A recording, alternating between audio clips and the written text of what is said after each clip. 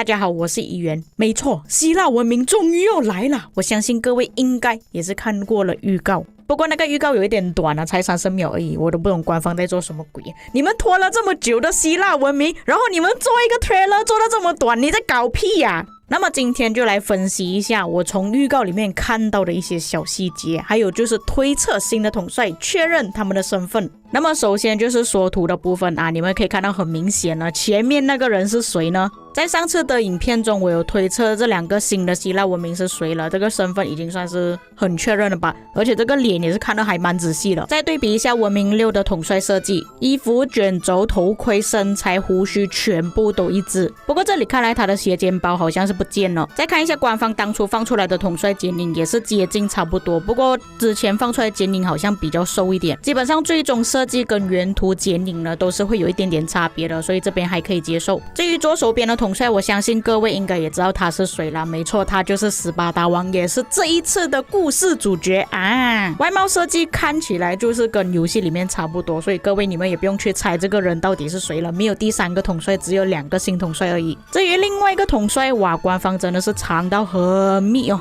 之前我是有猜过是谁了，但是官方只是给我们看一个背影，而且连脸都看不到。到底要怎样去猜测这个统帅是谁呢？我之前猜的到底是不是对的呢？我们只能从预告里面找一些小细节了，这个我们先放一边，不能确认他的身份。至于官方为什么把玻璃颗粒放得这么明显呢？可能也是知道我们玩家猜得出他到底是谁了。他的特征太过明显了，拿着一个卷轴，外貌就是这个样子，头盔又这样，所以官方就干脆不藏了，给我们直接看答案。接下来我们就要查看预告里面的一些小细节了。那么预告里面只有几个台词，第一个台词就是呼唤斯巴达王的全名列奥尼达，第2句已经结束了，第3句雅典女神所讲的斯巴达会陨落，整个希腊会陨落。那么这里代表什么意思呢？我觉得这个可能跟新的剧本有关系了。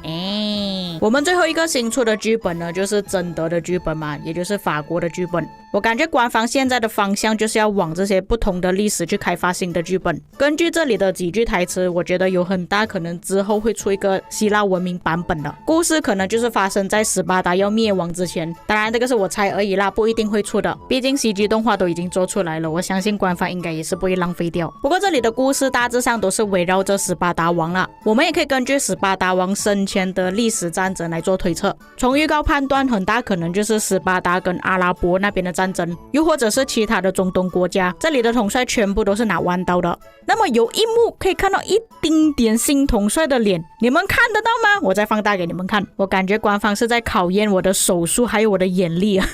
这样子怎样看这个人的脸到底是怎样的哦？接下来雅典娜出现的时候可以俯视其他的城市，每个不同的文明城市都会有一点点不同的设计，或许城市的颜色就是之后我们选择希腊文明的颜色。老实说这个颜色我还蛮喜欢的，可是我感觉有很大可能是出步兵的文明。接下来这一幕又是新统帅的脸，然后又看不到他长什么样子的，又是很模糊的一张，就算放大了也是很模糊。不过我们可以从这里看到他的腿是稍微比较粗一点的，有可能是设计来的。盾盘呢也是有独特的设计，好像是翅膀有稍微一点凸起，头盔的设计又有一点类似羊角。那么当大军过来的时候，你们看到这个是谁吗？看不清楚，再放大，居然是阿尔特米。 OK， 那么我就根据阿尔特米他的文明去搜索了一下。阿尔特米他是土耳其人，然后斯巴达王是希腊人哦，土耳其跟希腊的战争啊，刚好这2个国家其实还蛮靠近的。看了一些文献也是说到土耳其跟希腊也是有一些世仇的，历史上这2国之间确实是有发生过战争，所以阿尔特米出现在这里也不感到奇怪啦，只是当时候打仗的人可能不是阿尔特米，有可能是其他的统帅。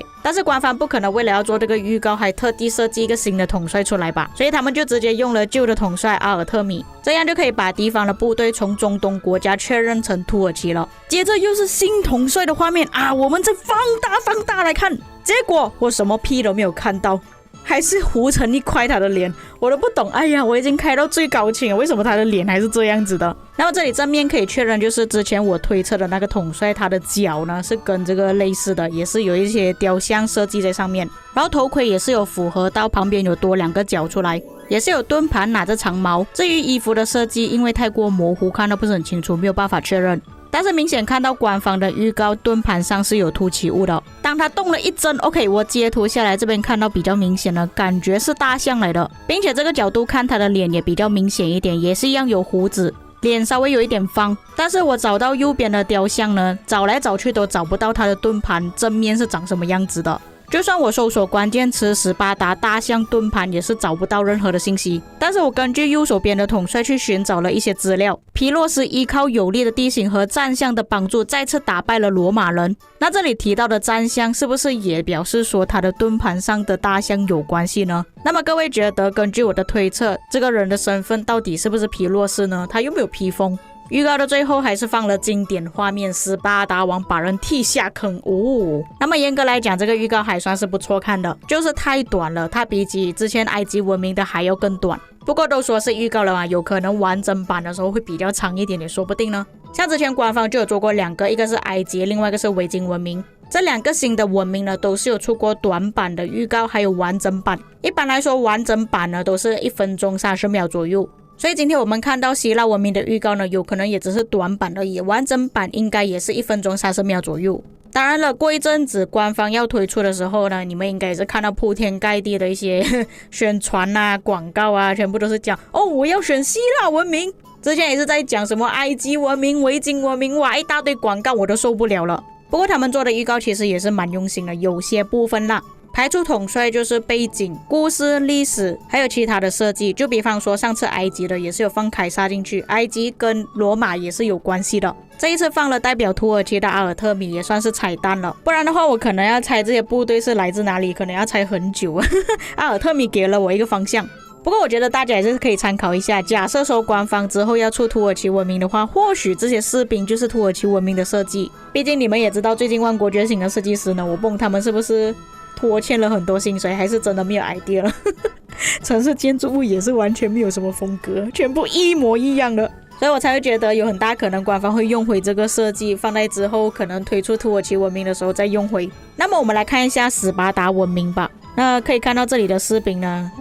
再对比一下之前我猜测的时候，感觉他们的衣服是有进化了，不像以前这么单调。头盔也是稍微改了，不过可以看到这里斯巴达的部队大部分都是步兵来的，没有骑马，也没有拿任何的弓箭，所以大家应该也可以猜测斯巴达文明是什么兵种了。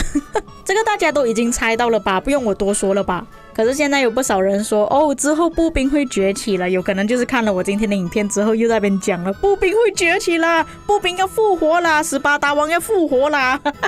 那各位也不能这样子讲了，不代表这个统帅出现之后会影响到。不过之前出了埃及文明图特摩斯之后，确实有改变 KVKE 的现状，只能说新的文明出现也有可能影响到 KVKE 而已，有可能步兵又在崛起了。至于后面的地图，尤其是征服赛季有没有受到影响呢？我觉得还要再看啦。那么以上就是本期内容，各位有什么看法可以在评论区给我知道，我们下期再见。